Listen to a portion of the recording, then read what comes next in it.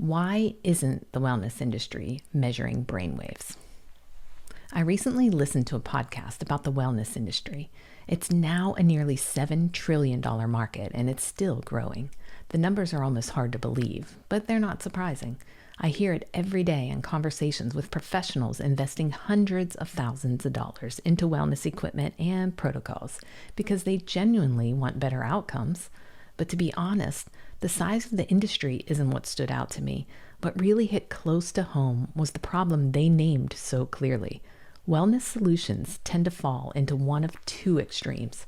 Either they're so complicated no real human can sustain them consistently, or they're so simplified they barely scratch the surface, focusing almost entirely on the body while overlooking the brain altogether.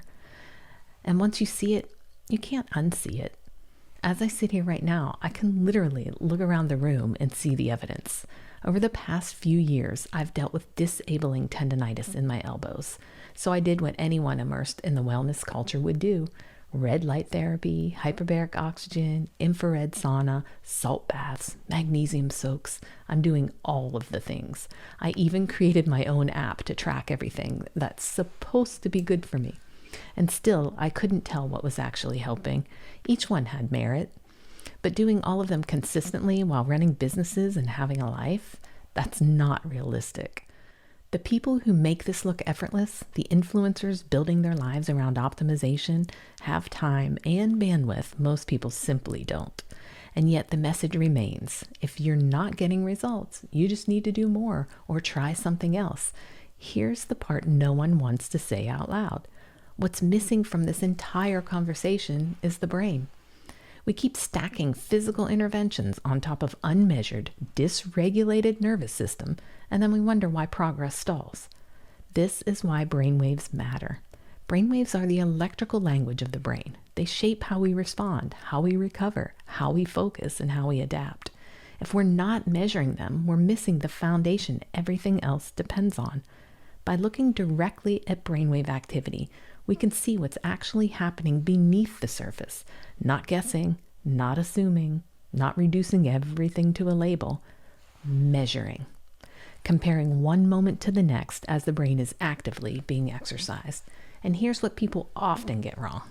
They assume everything involving the brain must be complicated, something that requires more time, more expertise, more effort than they realistically have.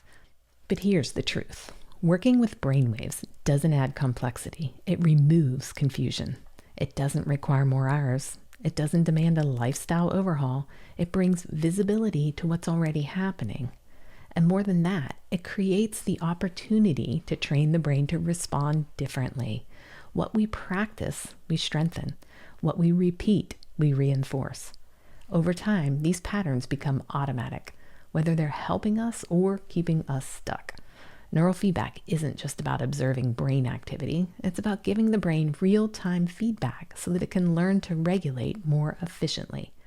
Over time, that training builds flexibility and resilience.